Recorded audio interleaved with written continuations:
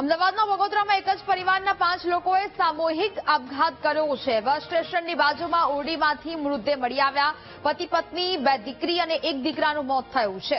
અગમ્ય કારણોસર પરિવારના તમામ સભ્યોએ ઝેરી દવા ગટગટાવી હોવાનું સામે આવ્યું છે। ધોળકાનો પરિવાર બગોદરામાં ભાડાના મકાનમાં રહેતો હતો। મૃતક વિપુલ વાઘેલા રિક્ષા ચલાવીને ગુજરાન ચલાવતો હતો। અમદાવાદ ગ્રામ્ય પોલીસ, એસઓજી સહિત એએસપી ઘટના સ્થળે હાલ તો પહોંચ્યા છે। સમગ્ર મામલે તપાસ છે તે હાથ ધરવામાં અગમ્ય કારણોસર એક જ પરિવારના 5 લોકોએ આ ઝેરી દવા ગટગટાવીને સામૂહિક આપઘાત કર્યો છે, જેને લઈને હાલ તો પૂરા શહેરમાં ચકચાર મચી છે। ધોળકાનો આ પરિવાર જે બગોદરામાં રહેતો હતો અને હાલ આ પરિવારે સામૂહિક આપઘાત કર્યો હોવાની વિગતો મળી રહી છે। અમદાવાદ ગ્રામ્ય પોલીસ, એસઓજી સહિત એસપી પોલીસ સ્ટાફ ઘટના સ્થળે પહોંચીને આ સમગ્ર મામલે કાર્યવાહી છે તે કરવામાં આવી રહી છે। 5 લોકો પરિવારના અને આ તમામ લોકોએ આપઘાત કર્યો છે।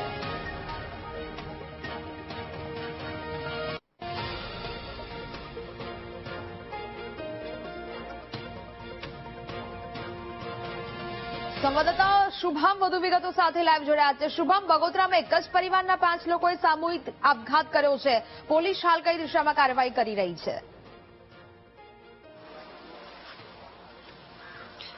ચોક્કસ અમદાવાદના ગ્રામ્ય વિસ્તારમાં બગોદરામાં છે તે રાત્રિના સમયે પરિવારના 5 સભ્યોએ છે તે સામૂહિક આપઘાત કર્યાની ઘટના છે તે સામે આવી છે। 3 બાળકો સહિત જે માતા પિતા હતા તેમણે જે છે તે આત્મહત્યા છે તે કરી છે અને હાલ આ તમામના મૃતદેહો છે તેને અમદાવાદ સિવિલ હોસ્પિટલ ખાતે, સોલા સિવિલ હોસ્પિટલ ખાતે પીએમ માટે લાવવામાં આવ્યા છે। બીજી તરફ અમદાવાદ ગ્રામ્ય પોલીસ દ્વારા તપાસનો ધમધમાટ છે તે તેજ કરવામાં આવ્યો છે। હાલ શાના કારણે આત્મહત્યા કરી તે હજુ સુધી સામે નથી આવ્યું, પરંતુ પોતાના 3 બાળકો સાથે વિપુલ અને તેમની પત્નીએ પણ આત્મહત્યા કરી હતી। પરિવાર પણ છે તે અહીં ઉપસ્થિત છે, તેમની સાથે વાત કરશું। બેન, શું ઘટના આખી બની હતી? આપને શું ખબર પડી? કઈ રીતના ખબર પડ્યા? એવી તો કઈ ખબર છે નહીં, પણ હમણાં પડોશી હતા, એમને 2 વાગે ફોન કર્યો કે તમારા બેન ને ઈ છે કે આ રહેશે કે જોડે, કે એમને કે આવું કે બીના બની ગઈ છે, બધા કે છે પડ્યા છે કે તમે કે આવો। તો અમે બધા અહીંયા ગયા હતા, જોયું તો બધા દ્રશ્યો એવા જોયા તો બધા શોકમાં થઈ ગયા। બહુ દ્રશ્ય એવા આવ્યા તો બધા દવા પીધી હોય તો ખબર નથી, કે પીવરાઈ કોઈ હોય તો કે કઈ ખબર છે નહીં। ઈ મારે થાય નણંદો ભય થાય, મારા નણદ થાય અને એના પાણિયા છે, 3 છે પાણિયા। પછી ઈ કઈ એવી ખબર નથી કઈ રીતની પીધી, શું થયું એવી કઈ જાણ જ અમને કઈ થઈ નથી। 2-3 દિવસ પહેલા અહીંયા આવ્યા હતા મહેમાન ગતિએ, પણ એવું કઈ વાત અમને કરી નહીં અને પછી ચાલ્યા ગયા। આ જે પરિવાર હતો શું કામ કરતા હતા? બધા બાળકોની ઉંમર કેવડી હતી?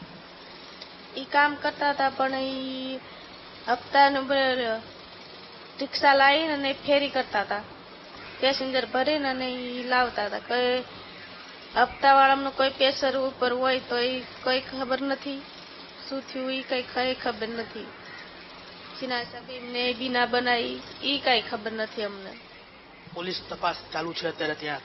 અત્યારે પોલીસ તપાસ ચાલુ છે। પછી અમે એવું જોયું, પછી અમે તરત એમ્બ્યુલન્સ બોલાયા કે જોવો કે આમાં કોઈ એકાલા શું થયું શું નહીં।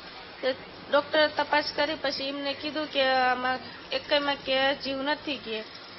પછી તરત પોલીસ આવ્યા, પછી અમે કીધું કે આની કંઈક કાર્યવાહી કરો, આટલા લોકો આવતા થઈ ગયું છે, કોઈ હાથે બીના બનાવી હોય, કોઈ બીજા બીના બનાવી હોય, તો પોલીસ અને સરકારને એટલી તમારી વિનંતી છે કે આનો ન્યાય કરો અને અમને ન્યાય અપાવો।